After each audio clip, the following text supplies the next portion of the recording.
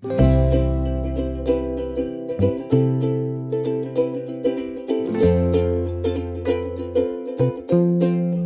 hello, salam sejahtera Malaysia. Selamat datang ke channel Fels Lifestyle. Terima kasih kerana terus setia dan terus bersama di dalam channel ini. Saudara-saudara yang saya amat hormati, tuan-tuan dan puan. Menurut Anda, sebelum saya teruskan isu kita hari ini, menurut Anda, apakah kepentingan pilihan raya umum diadakan awal? Dan kalau Anda ada cadangan bila PRU patut diadakan, adakah tahun ini, tahun depan, ataupun kita tunggu sehingga tarikh yang sebenarnya itu pada 2027? Memang dah diumumkan. Sebenarnya pilihan raya umum ke-16 adalah 2027, tapi belum ada sumber berita yang berkata PRU diawalkan. Jadi berkaitan dengan PRU diawalkan, ada satu isu yang saya nak share kepada Anda. Boleh PRU awal tapi guna dana kekayaan anak sendiri. Tun Dr. Mahathir dilihat terus menekan Datuk Seri Anwar Ibrahim dengan mendesak PM mengadakan PRU sekaligus mengundang kritikan orang ramai. Tun Mahathir pun menggesa Anwar untuk membubarkan parlimen. Ada yang kata, siapa lah Mahathir ni nak menggesa Anwar bubarkan parlimen? Mungkin Mahathir ni dah nyanyokot sebab beliau sudah kalah di Langkawi, tapi berani pula suruh Anwar untuk membubarkan parlimen. Jadi saya rasa memang ada yang akan berpendapat begitu. Tapi sebelum itu saya kongsikan kepada Anda, saya perkenalkan kepada Anda, ini adalah terapi imun. Produk ini adalah sangat bagus. Produk ini sangat baik untuk menyeimbangkan, mendidik dan meningkatkan kekuatan sistem imun badan. Badan manusia ini mudah kena penyakit bila sistem imun badan sudah mulai sakit, sudah mulai bodoh, sudah mulai celaru. Jadi dengan pengambilan terapi imun ini, banyak penyakit yang boleh disembuhkan. Kencing manis, gout, darah tinggi, kolesterol, dan macam-macam lagi. Sekiranya Anda berminat dan ingin mengetahui lebih lanjut, Anda boleh menghubungi saya di nomor yang tertera. Bekas ahli parlimen Langkawi yang hilang deposit itu mendakwa PRU membolehkan Anwar tahu sama ada rakyat menyokong pimpinan Menteri Keuangan berkenaan atau tidak. Hal ini memandangkan dakwanya Anwar pada masa ini bukan pilihan rakyat untuk menjadi PM. Dia jadi PM kerana menghentikan perbicaraan seorang pemimpin supaya ia boleh bawa partinya sokong Anwar. Tetapi PRU boleh tentukan sokongan oleh rakyat benar dan demokratik. Oleh itu bubarlah parlimen dan adakan PRU sekarang. Desak individu berusia 100 tahun itu di aplikasi X. Adakah Mahathir sebenarnya membelakangi titah daripada Istana Negara? Yang di Pertuan Agong sudah bertitah berkaitan dengan kestabilan politik. Adakah Mahathir sebenarnya, pada pendapat saya, adakah Mahathir mahu kestabilan politik yang ada hari ini diganggu? Saya tak nak cerita banyak tentang kenyataan Mahathir, tapi di dalam ruangan komen, rata-rata mengecam, termasuk menyindir pemilikan kekayaan luar biasa oleh kedua-dua anak bekas Perdana Menteri berkenaan, iaitu Tan Sri Mukhzani dan Mirzan. Boleh PRU awal, tapi guna kekayaan anak sendiri. Boleh? Itu yang sebetulnya. Nak buat usul undi tidak percaya, kena pergi parlimen, bukan pergi the mines, perli netizen. Jadi saudara-saudara, kalaulah Mahathir ini dah terlalu kaya, adakah Mahathir akan mendanai pilihan raya umum ke-16? Ataupun at least adakah Mahathir akan mendanai pembangkang, mendanai Perikatan Nasional PAS Bersatu untuk mendepani PRU 16? Nah, kalau benar, adakah Mahathir mempunyai kekayaan yang luar biasa, boleh cover perkara itu semua? Dan kalau benar juga, adakah Mahathir dan anak Mahathir ni mempunyai kekayaan berbilion-bilion sehingga mereka mampu cover PRU 16 ataupun at least pembangkang ataupun Perikatan Nasional? Apa komen Anda? Hai, hello, salam sejahtera Malaysia. Selamat datang ke channel Fels Lifestyle.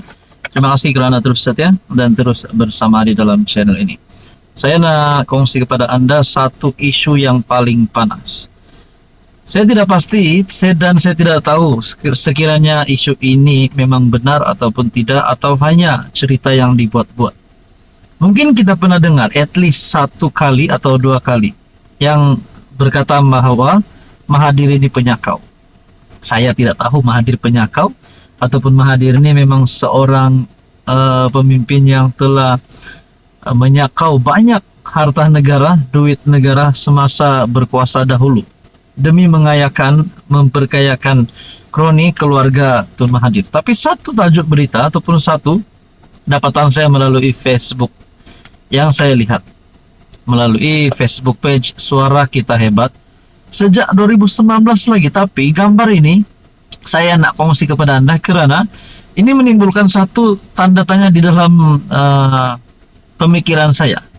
Ini berkaitan dengan uang pampasan RM207 billion 30.000 bangsa buruh paksa zaman Jepun. Disebut di sini nama Tun Mahathir. Oke, sebelum saya teruskan, saya kongsikan kepada Anda. Ini adalah berita baik. Saya perkenalkan kepada Anda, ini adalah terapi imun. Produk ini adalah untuk mendidik, menyeimbangkan, meningkatkan kekuatan sistem imun badan sehingga mampu melawan pelbagai jenis penyakit. Pelbagai jenis penyakit contohnya kencing manis, gout, darah tinggi, kolesterol, penyakit melibatkan perut, jantung, hati, mata, kulit, dan macam-macam lagi. Sekiranya Anda berminat dan ingin mengetahui lebih lanjut tentang produk ini, Anda boleh menghubungi saya di nomor yang tertera. Saudara-saudara, dapatan saya melalui Facebook page Suara Kita Hebat dengan caption Mahathir gelapkan uang pampasan RM207 billion dari kerajaan Jepun. Nah, saudara-saudara, ini satu kejutan besar kalau perkara ini benar. Dengan gambar di atas yang berkata, uang pampasan RM207 billion 30.000 mangsa buruh paksa zaman Jepun. Kalau Mahathir benar-benar terlibat dengan salah laku, kalau Mahathir benar-benar terlibat dengan penyelewengan sehingga RM207 billion, jumlah ini bukan jumlah yang biasa-biasa. Kalau saya sendiri bekerja pun saya tak tahu bila nak cukup jumlah 207 billion ini. Jadi jumlahnya teramat banyak, saudara-saudara. Sedangkan 1 juta pun banyak, 1 billion pun banyak. Apatah lagi RM207 billion. Oke, kita teruskan dengan caption ini. Mahathir gelapkan uang pampasan RM207 billion dari kerajaan Jepun. Uang pampasan bernilai 207 billion ini telah dibayar kepada kerajaan Malaysia sewaktu Mahathir masih menjadi PM4, dan uang ini harus diagihkan kepada semua waris yang pernah bekerja sebagai buruh paksa bagi membina landasan kereta api maut pada tahun 1940. Menurut konsulat Jepun, uang ini telah dituntut sekitar tahun 90-an dan telah diserahkan kepada kerajaan dalam tahun 2000-an. Namun pihak konsulat Jepun itu tidak mempunyai rekod atau tidak tahu bagaimana uang ini telah diagihkan. Mahathir harus jawab, mana uang RM207 billion ini dan kepada siapa uang ini diagihkan. Agar tidak ketinggalan, Anda boleh follow page FB page Suara Kita Hebat. Dengan caption ini saya tidak pasti benar atau tidak, tapi kalau perkara ini benar, mungkin Mahathir dalam masalah besar. Dan persoalan seterusnya, saya tertarik dengan kenyataan Mahathir harus jawab mana uang RM207 billion ini dan kepada siapa uang ini diagihkan. Adakah RM207 billion inilah yang mengayakan Mahathir, anak-anak Mahathir dan kroni Mahathir? Sedangkan baru-baru ini cucu Mahathir rumahnya dipecah masuk. Barang kemas yang di anggaran kerugian adalah RM 1,8 juta. Bayangkan, cucu Mahathir saja pun ada barang kemas bernilai RM 1,8 juta. Ini kan pula anak Mahathir, ini kan pula Mahathir sendiri. Nah, kalau perkara ini benar, memang Mahathir dalam bahaya besar. Tapi kalau perkara ini salah, perkara ini tidak benar, maknanya Mahathir tidak ada masalah untuk tidak perlu pikirkan tentang perkara ini. Jadi saudara-saudara, apa komen Anda?